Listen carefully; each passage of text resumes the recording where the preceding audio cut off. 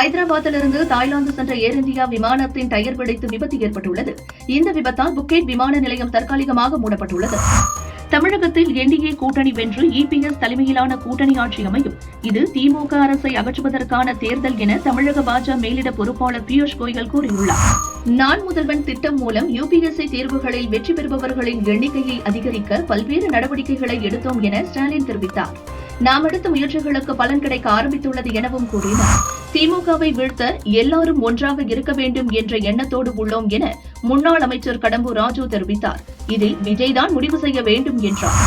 செங்கல்பட்டு மாவட்டம் மதுராந்தகம் அருகே 14 வயது சிறுமியை தூக்கி சென்று பாலியல் வன்கொடுமை செய்த வழக்கில் திருவேற்காட்டைச் சேர்ந்த ரவுடி காக்கா பாலாஜி மற்றும் தாமு என்கிற தாமோதர பெருமாளை போலீசார் கைது செய்துள்ளனர். திருச்செந்தூர் மற்றும் அதன் சுற்றுவட்டார பகுதிகளில் திடீரென கனமழை பெய்தது. இதனால் விவசாயிகள், பொதுமக்கள் மகிழ்ச்சியடைந்தனர்.